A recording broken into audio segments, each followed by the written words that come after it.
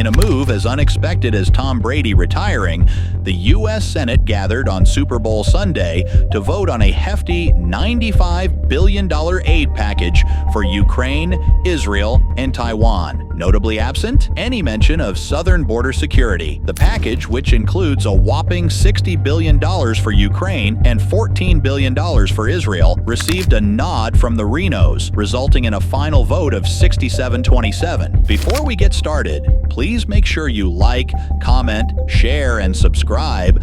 Those little things really help us to spread out conservative news the mainstream is too afraid to report on. By a vote of 67-27, the Senate invoked cloture on Murray Substitute Amendment 1388 to H.R. 815, legislative vehicle for supplemental appropriations. The Senate press gallery wrote on X, sounding like they were announcing the Super Bowl MVP. But alas, it's just more political shenanigans. The 27 senators who opposed this fiscal fiesta were all Republicans. On a day when America typically indulges in wings and touchdowns, 18 Republican senators crossed party lines faster than a running back scoring a touchdown, including the likes of Mitch McConnell, Mitt Romney, and other familiar faces. But the real kicker came the morning after, when Trump-supporting Senator James David Vance blew the whistle on a buried provision in the aid package.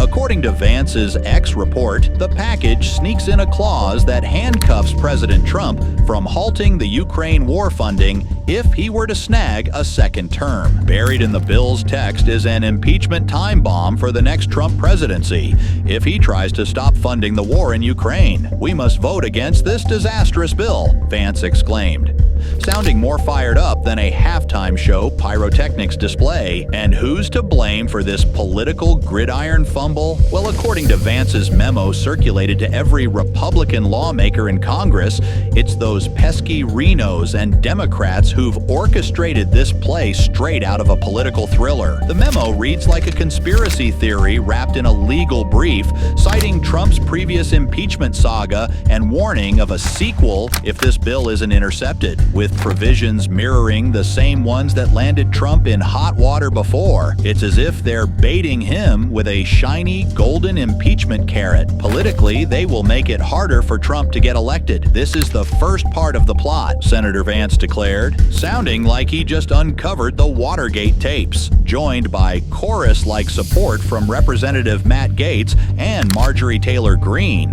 and even a cameo appearance by Senator Rand Paul. The Republican outcry reached a fever pitch, reminiscent of a fanatical tailgate party. Republicans need to be aware that this bill, supported by Mitch McConnell and almost all of Senate GOP leadership, sets in motion the next hyper-partisan Trump impeachment before he's even elected, Senator Paul cautioned, sounding more like a sports commentator warning of an impending interception. In the end, it's a bitter pill for MAGA voters to swallow. With their champions playing defense against their own team, one can't help but wonder, who are these politicians really representing? Certainly not the folks chanting, "Make America Great Again" in the bleachers. It's enough to make you reconsider skipping the Super Bowl for a C-SPAN marathon.